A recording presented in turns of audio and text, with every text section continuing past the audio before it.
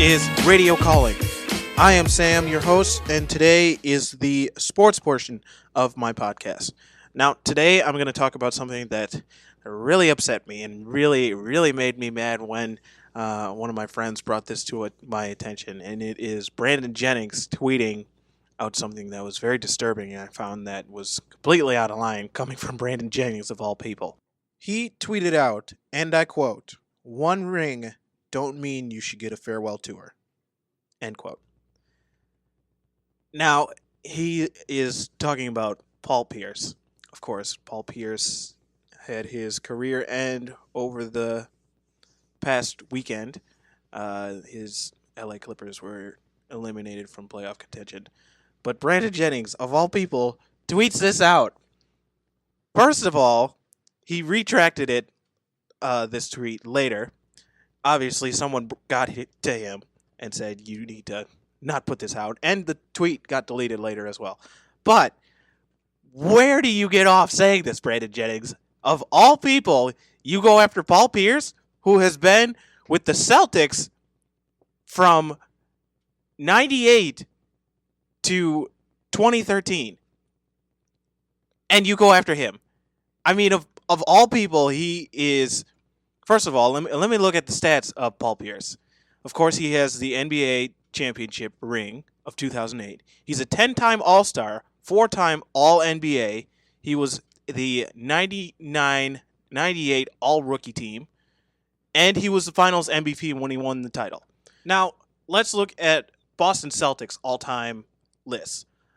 Paul Pierce is first in three-point field goals with 18-23. Three-point attempts at 49-28.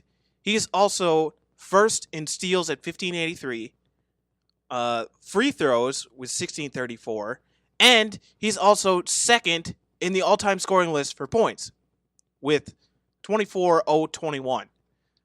And you say he should not get a farewell tour? He anchored that team for how many years? Throughout their rebuilding years and their garbage years when all they had was Antoine Walker, of all people, and you say he doesn't get a farewell tour? How dare you? Brandon Jennings, what is wrong with you? Someone needs to slap him up the face. Well, someone actually got to him because he deleted the tweet and he retracted it the day after, saying, "Oh, Paul Pierce is the greatest that ever played in a Boston Celtics jersey. He should get a farewell tour. He deserves that." That's because someone got to him and said, "What is your problem? What are you doing?" I mean, what? If you look at the Mount Rushmore of the Boston Celtics, you got Red Auerbach, Bill Russell, Larry Bird is probably on there, and then you have Paul Pierce. Those are all the people that should be on that Mount Rushmore for the Boston Celtics. Excuse me. And to say that only because he has a one ring does not mean he should get a farewell tour. It's just it's just terrible. And what is, I mean, let's think of all those people that haven't got a ring. John Stockton, Karl Malone, Charles Barkley, Reggie Miller, Allen Iverson. If those people played all today, they would all get farewell tours. And you say they shouldn't get a farewell tour because they don't have a ring?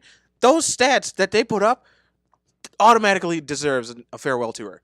Where do you get off, Brandon Jennings? Where is your thought process that says Paul Pierce should not get a farewell tour?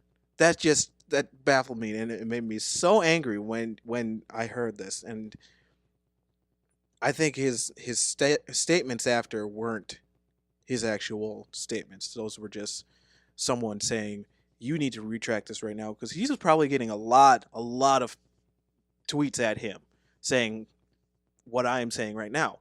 And there was a thought yesterday when I almost tweeted at him and said the exact same things I'm saying right now. I almost went on Twitter, and I knew he wasn't going to respond to me, but I was going to vent to him and just tell him give him the business. I mean, I'm sure he got plenty of messages throughout, the NBA community and everything, but still, come on. Brandon Jennings, can we look at your stats? Let's look at Brandon Jennings' stats, first of all. 14.3 points per game for his career, 4.5 assists, 38.8 field goal percentage, 34.6 3-point percentage. And he has been through so many teams. He was with Milwaukee to start, then he was with Detroit for 2 years, then he went to Toronto, and then he got traded to Detroit, and then he went to Orlando, then back to Toronto. Now he's with the Knicks, now he's with the Wizards. This is all in a span of 2009 to 2017. I mean, you spend this many seasons. Granted, he's a young player, but you spend this many seasons, you would obviously there's something wrong with you. There's something with chemistry or just the way you play. It's just not working. But you know, again, Paul Pierce. I love playing. I remember he was like I said, he was one of those people that anchored that Boston Celtics team when they were going through rebuilding mode, and they only had Antoine Walker to go to score. Paul Pierce carried that team for so many years. That in itself deserves a farewell tour. And what made me happy, and rightly so, Paul Pierce's 34 jersey is getting retired by the Boston Celtics, which if you think Boston Celtics between the 2000s till now, you think Paul Pierce. And he deserves a farewell tour. And that's the thing. People that have put in the time, like Paul Pierce has, that have shown up time and time again to work out, to practice, to even play through injuries, like Paul Pierce has. You deserve a farewell tour. And there's more people that are going away from when I grew up, my era of players that I looked up to. The Jason Kidd retired a couple years ago. Paul Pierce is another one. Dirk Nowitzki, Vince Carter. Can we talk about Vince Carter? He's 40 years old and he is still playing. It's unbelievable. Hats off to you, Vince Carter. I found the fountain of youth, Father Time as they call him. And he said he wants to play for 2 more years, so he'll be 42 when he potentially retires. And there's another person that has never won a ring, but will get a farewell tour, and rightly deserved he gets a farewell tour. Dirk Nowitzki, when he retires, he's only got 1 ring. He will get a farewell tour. Rightly deserved again. I'm pretty sure he's on the all-time scoring list for Dallas Mavericks, as is Vince Carter for the Toronto Raptors. I mean, he led the Toronto Raptors through the 90s and basically brought them up as one of those faces. When you think of Toronto Raptors, you automatically think of Vince Carter. I mean, I still have a Vince Carter poster hanging up on my wall right now. I'm looking at it right now. It's just, when you think of, again, when you think of Toronto Raptors and when you think of Dallas Mavericks, you think Dirk Nowitzki, Vince Carter. And, these people that have 1 ring or no rings, they deserve a farewell tour for the hard work they've put in and day out. And I mean, these young bloods, as I call them, Brandon Jennings is one of them. I mean, you made yourself an enemy with the NBA community by saying these things, and no one believes that your retraction tweets and comments are valid. That's someone putting it in your ear that you should say these things. But here's my rant for today was about Brandon Jennings and his outrageous tweets. And again, congrats to Paul Pierce on a wonderful career. Can't wait to see your jersey get hung from the rafters, and it's rightly deserved. So, moving on, NFL draft just got done. I am a Green Bay Packers fan, so I'm happy with who we drafted. I was a little questioning trading out of the first round, but then we got the talent that we needed to fill in the roles that we need for the defense, and then we got 2 running backs, and then we also signed a guard in the offseason through free agency, which I think will help Aaron Rodgers get more time in the pocket, which, he already has ample amount of time in the pocket to do whatever he can to get the ball down the field. But still, there's more time here. And for someone to guard or block for Drew Brees and then go to Aaron Rodgers is a treat for him, and I'm sure he's excited to uh, be a part of the Packers organization. But going back to the draft, I think Cleveland is trying to make an effort to be relatively good again, as they are every year. I honestly don't know if it's going to work, but there's Cleveland's bound to have something happen to them. Something good. I mean, they had Cavaliers win, which was good. They had the Indians in the World Series, and then they blew it. But um, I feel bad for Cleveland, but they are the laughing stock of the NFL, and probably will be for a couple more years. I mean, here's the thing that I feel will happen. I feel like something's going to happen to one of their rookies, um, whether it be injury or whether it be off the field stuff. DUI or something like that. There's something that always seems to happen with the Cleveland Browns, or that whoever they draft turns out to be garbage. Colt McCoy was one of those people that turned out to be garbage, and then he went to the Redskins and did fairly decent. But I don't know. There's something about Cleveland that's just they haven't been good since way back when. Now the Chicago Bears drafted the quarterback out of UNC. I can't remember his name. I don't really care, to be honest. But um, a lot of people are questioning that, and a lot of Bears fans are angry about that. And me being a Packers fan, I'm happy for that. I mean, it's you go from Jay Cutler to this guy, and I think that learning curve for the rookies when they come in is going to be very steep. And this guy was only there at UNC for a year, so he doesn't have many starts. And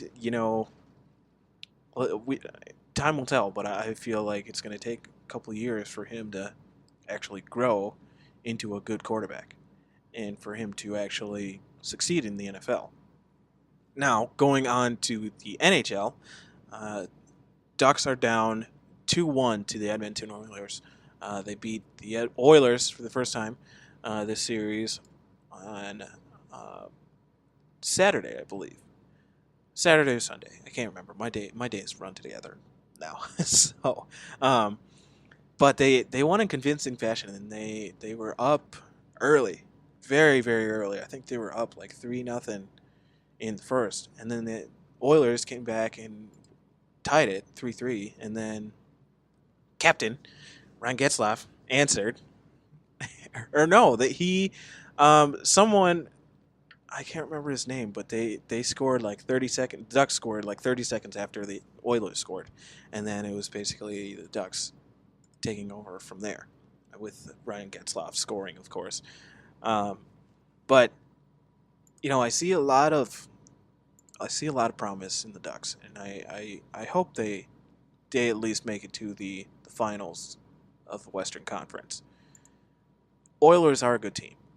Granted, they know how to play. They know how to get to the puck. They know how to, you know, they're very quick at getting people off and on the ice. So time will only tell. Ducks Oilers play tomorrow. Of course, my Chicago Bulls have been eliminated from the playoffs, and I again I mentioned this in uh, one of my last podcast episodes. I did not have high hopes for the Bulls. I was just happy they got into the playoffs, and to take 2 games from Boston Celtics was very interesting. And again, that's playing with Rajon Rondo, which I feel needs to be re-signed and brought back to the Bulls. I think you look at his numbers when Rajon Rondo is on the court, and they are significantly higher when he's on the court than when he's off the court or when he's injured and someone else has to carry the load of being the point guard or being the assist person. You see, you know, Michael Carter Williams tried to step into that role. Jimmy Butler stepped into the point guard role. Dwayne Wade stepped into that role as well, and it's not the same. And you need someone that is a genuine point guard like Rajon Rondo is, and I feel he needs to be brought back. And I did hear some words that Paxton is going to have more of a prominent role in the office. Um, I feel Gar Forman is just running the Bulls into the ground and needs to be fired. But that's my personal thoughts, and I don't see what his plans are with always putting Jimmy Butler into playoff talk or trading talks, and who he's going to build around. I mean, you can't build around Dwayne Wade. I mean, Dwayne Wade's already made it clear that he may not even be there next year, just because he wants to be in contention for a ring, or he wants to be in that conversation, and he doesn't see that happening with the Bulls. So we'll see how this offseason goes and how they handle the NBA draft, if they decide to trade away their picks or if they decide to trade for more picks, or if they finally pull the trigger and trade away Jimmy Butler, which would be terrible. And I think that would be the sign of uh, bringing in the rebuild mode and completely starting over, which would be absolutely terrible. Also, I heard that there are rumors that they might try to make a push to get Derrick Rose back because they need another point guard. And I don't know if Derrick Rose needs to come back, and I don't think the Bulls should pursue him because he's a liability on the injury level. I mean, he's always injured. He got injured this past year. He got injured the year before. He hasn't finished a full season without getting injured in many, many of years before he tore his ACL or MCL or whatever the first time. Though, ever since he won the MVP, he hasn't been the same. And that's you see that with a lot of people. Blake Griffin's another person that hasn't finished a full season in many years. He's always getting injured, and he got injured this past year. And I don't know if Blake Griffin will stay in LA. I've heard rumors that they're trying to get Chris Paul to a max deal. They're also trying to get Blake Griffin to a max deal. But then if you do a max deal with Blake Griffin, you run the risk of him getting injured again. And that's another thing. Chris Paul, when he retires, he will get a farewell ceremony. He hasn't got a ring. Does that mean that he doesn't deserve a farewell tour? It's just Brandon Jennings. It irks me so much. And thinking about that now and going back to it, I'm just wondering what his thought process was. Like I said, but I digress. I should probably move on from that. But anyways, you see these people that have injuries throughout the whole season. Bradley Beal is one of those people that comes to mind that always end up getting injured. Or it always seems like they're always injured. Bradley Beal, Derrick Rose, Blake Griffin, those are the people that I think of when I think, oh, he's injured again? Big surprise there. I mean, they're always getting injured, and I don't know if there's something they're eating. It's just making them more prone to injuries, or they're just I really don't know, but it's just it baffles me. It really baffles me how much these people get injured. And granted, they are playing day in and day out, so their bodies have to be, worn down. But I don't know. Time will tell if Derrick Rose returns to the Chicago Bulls. I think he'll come back in some capacity. I mean, he was seen at one of the Bulls games when they were in the playoffs, and he got a standing ovation when he was there, which rightly so. I mean, he was an MVP there, and I'm sure the Bulls will retire his number in the near future.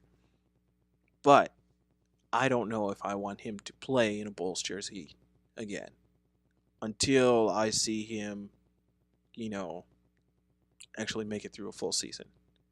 Now, going back to the NHL, which I totally forgot about this, but Sidney Crosby got knocked out for in game 3 and has another concussion.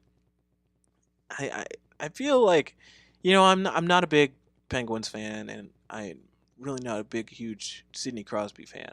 More of the Ovechkin fan.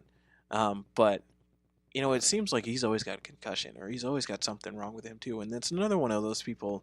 I mean, alluding to the NBA players, that's another one of those people where Sidney Crosby's injured again. Big surprise there. I mean, It's just one of those things where they always find a way to get injured, and they're not always finding a way to get injured, but it always seems like they're injured, and it's again, it's sad that these people are getting injured, but it's always something where you hear their name and oh, they're injured again. So sad for that to hear that Sidney Crosby got injured and got knocked out, pretty much. But I don't know. It's just a way of life, I guess. Now, just reading this, Kevin Garnett was approached by the Cavaliers about an NBA return from Tyronn Lue. Tyronn Lue said, and I quote, "Man, you should come back, play for me." End quote. I I don't think Kevin Garnett would fit into that system. He's a little older now. He's not the Kevin Garnett from the '90s that was getting dunks and buckets like he was in his early Timberwolves days.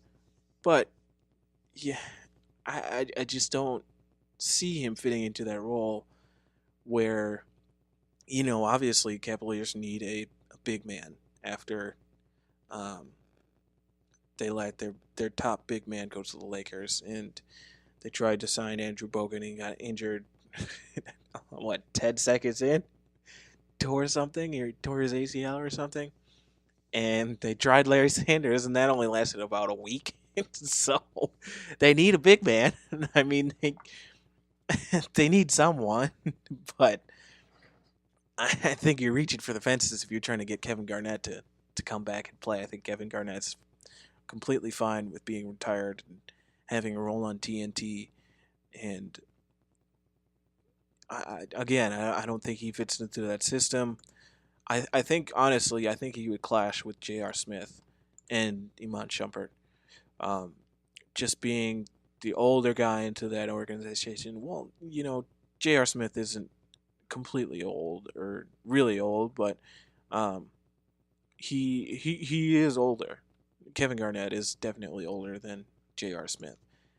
But again, I don't think those people would mesh together very, very well or at all. And I think it would just be another bad attempt at trying to get someone that was a powerful post player in there and just not working. And I don't think it would, again, I don't think it would be a good fit. Now, my final topic of the day, uh, Lavar Ball. I'm sure everybody's heard of this already. He wanted ample X amount of money from the big shoe companies, Nike, Jordan, Under Armour, those people. I think he wanted $1 billion for them to sign his kids, which was absolutely ludicrous. And for him to think that he was going to get $1 billion for his kids to get signed by these shoe companies was just ridiculous, and he was swinging for the fences. So, most recently, all these major shoe companies have come out and said, "We will not sign your kid. That is too much money. Good luck getting a shoe deal." It just made me laugh so hard because, he is ruining. Someone said he is ruining the game of basketball right now because of all the things that he's saying and all the things that he's doing. And it's just like, what is your problem? Like, why do you need, first of all, why do you need $1 billion to sign all your kids to Nike, Under Armour, Adidas, all these people? And to think you're actually going to get this money? Are you kidding me? No one gets that much money for signing with these people. I mean, where's your thought process at? Come on, I know you're crazy. Everybody knows you're crazy. Stephen A. Smith, he called you out and said you're crazy. But to think that you're going to get $1 billion to sign with with these shoes, I mean, come on. You might as well go and get some Velcro shoes and put your brand on it. I mean, you could sell those. That's what you're pretty much going to get now. No one's going to sign you now, even if you're asking for $1 billion. Who's going to, in their right mind, sign you for $1 billion? If I had If I was the CEO of, Nike, Under Armour, Adidas, all these big shoe companies, and for a kid's father to come at me and say, you need to sign my kid for $1 billion when he hasn't played a lick of NBA basketball and is skipping the NBA draft combine, and you want $1 billion to sign your kid, I'd laugh in your face. I'm still laughing about it. I mean, what is wrong with you? Where's your thought process at? I mean, come on. $1 billion. Jeez. It's crazy. Unbelievable. Well, that'll do it for another episode of Radio Calling. Again, I am Sam, your host. Thank you for joining me for the sports portion of my podcast. Join me on Thursday when I continue my conversation with my best friend Tim, and we dive into talking about our band and how we formed and how we made our first record. So you don't want to miss that. Again, follow me on Twitter and Instagram at LondonCalling22, all one word. This is Radio Calling, and we'll see you Thursday.